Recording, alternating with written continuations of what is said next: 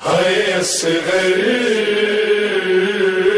میرے اصغر، ہائے اصغر میرے اصغر۔ جناب علی اصغر کے مصائب میں یوں بیان کر رہا ہوں کہ ہم میں سے بہت سارے لوگ ان کو بچہ سمجھتے ہیں،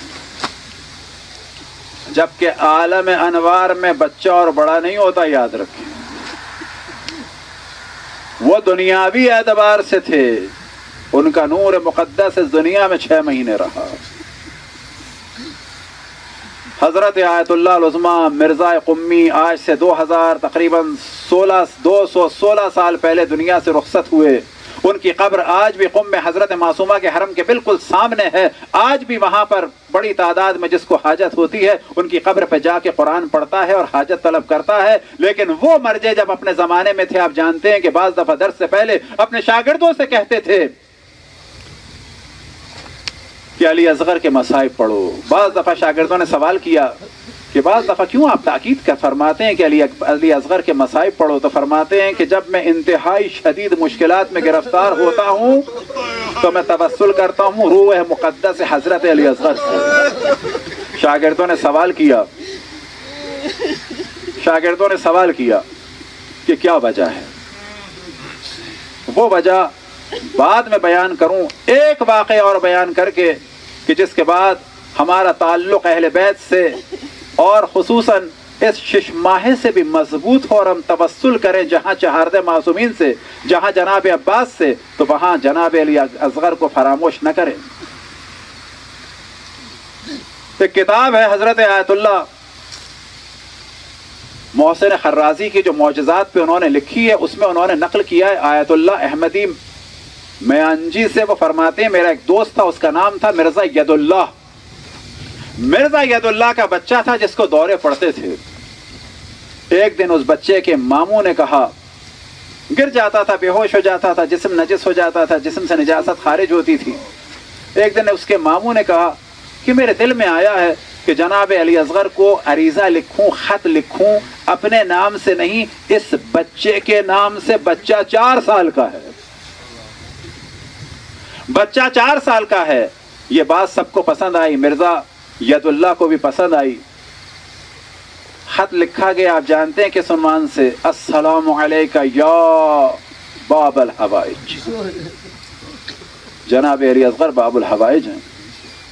یا علی اصغر، میں 4 سال کا بچہ ہوں، شدید بیمار ہوں، علاج کراتا ہوں، نتیجہ نہیں نکلتا ہے، ڈاکٹروں نے جواب دے دیا ہے، میں آپ کو واسطہ دیتا ہوں آپ کے والد کا، آپ کی والدہ کا اور بہن کا،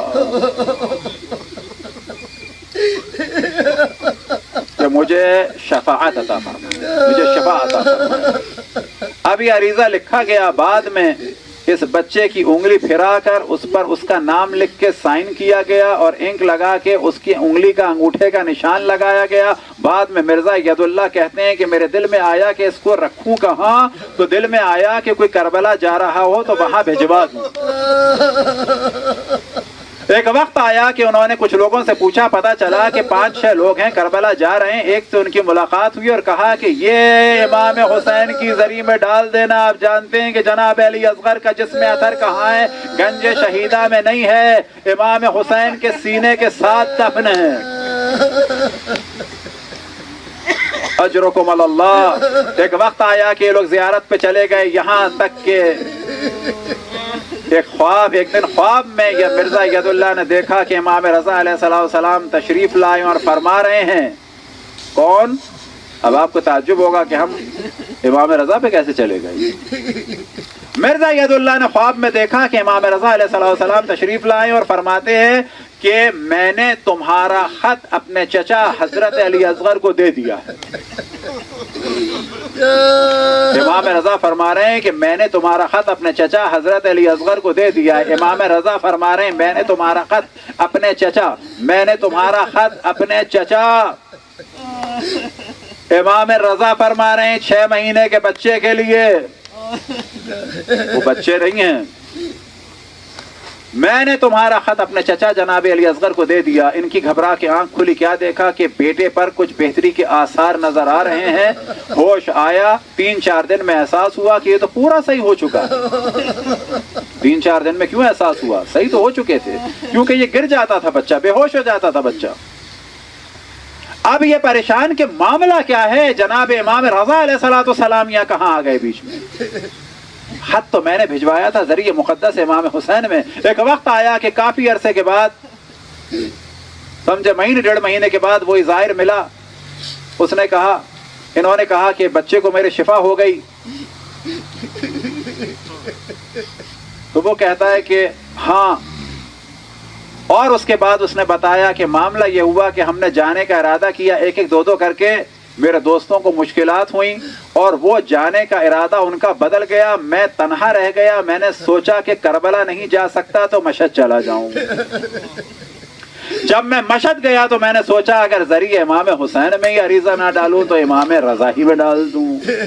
یہاں انہوں نے عریضہ ڈالا امام کی بارگاہ اقدس میں، وہاں انہوں نے خواب میں دیکھا، امام نے فرمایا کہ میں نے تمہارا خط اپنے چچا جناب علی اصغر کو دے دیا ہے۔ اہل بیت کے گھر کے بچے بھی باب الحوائج ہیں، شرط یہ ہے کہ فقط دل صاف ہو، ان سے رابطہ ہو اور اللہ پہ توکل ہو اور ان کی مصلحت پہ یقین ہو کہ اگر توسل کا نتیجہ نکلا تو مصلحت ہے، نہ نکلا تو بھی مصلحت ہے، اجرکم علی اللہ۔ اب شاگردوں نے جب سوال کیا مرزا قمی سے کہ آپ کی یہ بات تو سمجھ میں آ گئی کہ آپ مصائب پڑھواتے ہیں جناب علی اصغر کے، پھر آپ نے فرمایا کہ اس وجہ سے پڑھواتے ہیں کہ جب بہت زیادہ مصائب میں گھر جاتا ہوں تو جناب علی اصغر سے توسل کرتا ہوں۔ اب میں سوال ہم آپ سے یہ کرتے ہیں کہ کربلا کے اتنے شہداء ہیں، آپ جناب علی اصغر ہی سے توسل کیوں فرماتے ہیں؟ تو جناب مرزا قمی نے فرمایا یاد رکھو شہداء کربلا میں جناب علی اصغر میں ایک ایسی صفت ہے جو کسی میں نہیں۔ جب کسی میں نہیں تو مراد یہ ہے کہ نہ امام حسین میں نہ حضرت عباس میں۔ اب شاگردوں نے گھبرا کے سوال کیا کہ کون سی صفت ہے کہ جو امام حسین میں بھی نہیں؟ وہ فرماتے ہیں دیکھو کربلا کے ہر شہید نے اپنا کچھ نہ کچھ دفاع تو کیا، اپنا کچھ نہ کچھ دفاع تو کیا۔